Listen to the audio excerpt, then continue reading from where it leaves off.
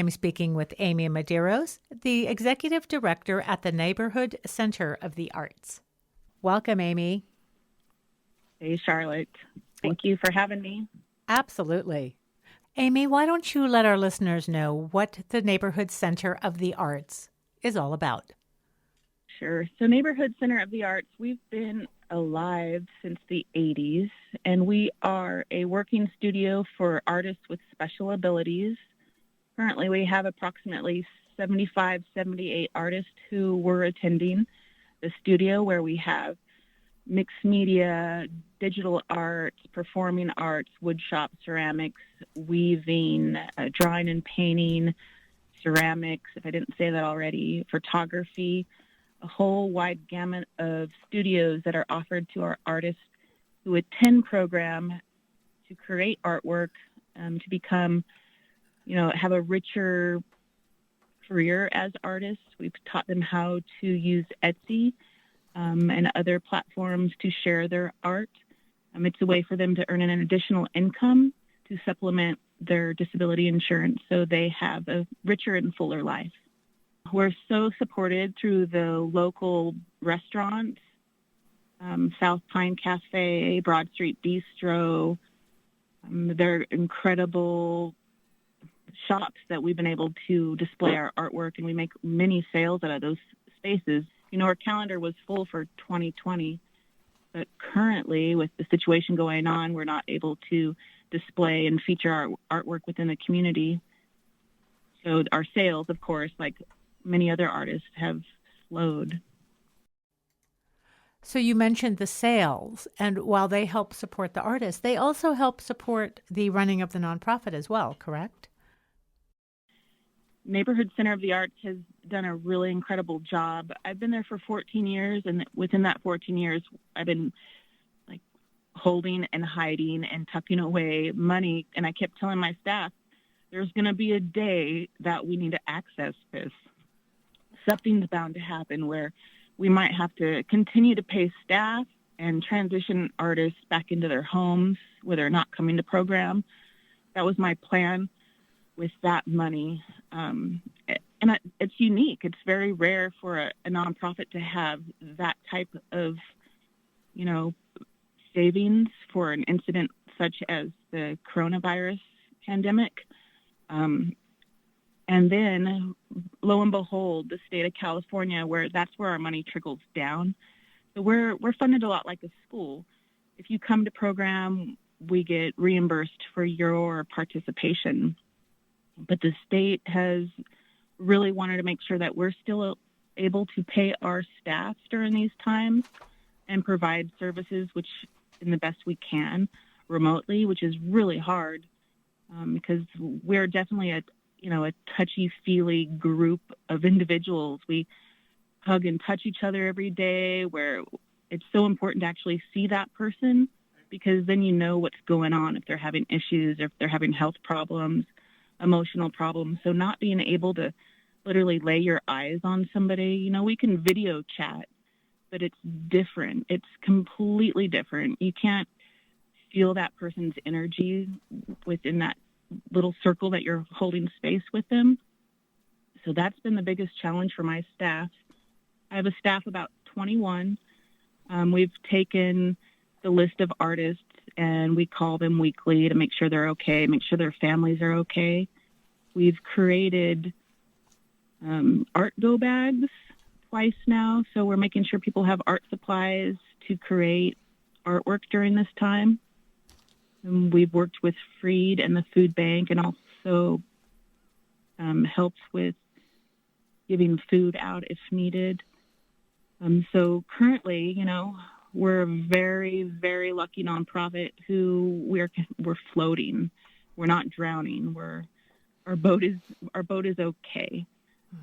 But it's still really weird not to go to work, and really hard for our staff because, again, we're born social workers. This is what we live to do, and that's why we've been there for, many of my staff have been there for, anywhere from 8 to 20 years. It's a long time.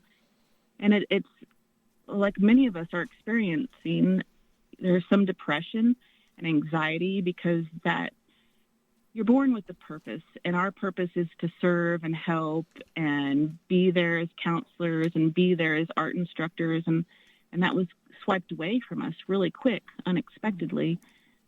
So a lot of us are struggling with not being able to hold space with our friends, because they're our friends as well as our artists. So I think that's been the hardest part. It took us probably about 3 weeks to kind of come up for air and realize, okay, we're alive, we're well, here's the plan. So you've talked about the challenges with the staff. What are some of the specific challenges that your artists face? They're lonely. A lot of our artists live independently, so they're alone in their apartments, and it's really confusing times for folks who really don't understand. I get text messages daily. Is NCA opening today? Is NCA opening tomorrow? And I can spend a half hour on the phone with them trying to explain that they're longing for that connection of their friends. So that's been the hardest part. Is we have a fundraiser that was scheduled for May, which is canceled. It's one of the biggest fundraisers that we have. And our artists really look forward to doing that because they get to sing and perform. So just not really being able to clearly understand what's going on. Some of them are angry, frustrated, because they feel like they don't understand why we're closed. So they're a little frustrated with the staff, and watching their messages on Facebook, it's heartbreaking because we're their extended family. It's also really hard on our artist care providers if they are living with a parent. Neighborhood Center of the Arts provided respite care. You get a break through the day. You get to send your adult child to art program and have a good 7-8 hours of time alone. And like many of us parents, right now we don't get that respite from school, respite from daycare, respite from adult day programs such as Neighborhood Center of the Arts. So it's been really tough for our artists and the parents and caregivers of our artists. I definitely want to give a big shout out to the local care homes, like the Younger Care Home and the Bragg House. They too would get respite from program, and now they're working with our folks 24 hours a day, and that's a lot of work. So, Amee, how can people help the Neighborhood Center of the Arts even while you're not open physically? I say if you don't know about Neighborhood Center of the Arts, you have extra time to get online, check out our website. We have a website, an Instagram account, some other platforms where you can purchase artwork. Again, the artwork, 50% goes to the artist, the other percent goes back into program where we buy supplies. So just looking us up, following us on those platforms can be a lot of fun. And then when we do come back alive and we're actually at our center, which is in the Litton building above the Briar Patch, come visit us. When you feel comfortable to come and check out our studio, our artists at work, we're going to really need a lot of community cheering on and love and support to kind of get back in the rhythm of things. So I would suggest just, if you know about us, your job is to tell 3 of your friends that might not know about us. If you don't know about us, get online and do some research and check out our website and our Facebook account. Amee, what is that website? It is ncagrassvalley.org. And our Instagram account is the exact same thing, NCA Grass Valley. And through those platforms, you can link to our Teespring account and our Society 6 account. That's other platforms where we've taken artwork and turned it into pillows, shower curtains, clocks, mugs, you name it. And there's some very fun things on that website. I've checked it out. So don't be a stranger. Yeah, for sure. And just a reminder to everyone. So this is the Neighborhood Center of the Arts. It's very similar to another local nonprofit, and sometimes people have gotten confused. And Yeah. I have been speaking with Amee Medeiros, the Executive Director of the Neighborhood Center of the Arts. So thank you so much for your time today, Amee, and we hope to see you all back there very soon.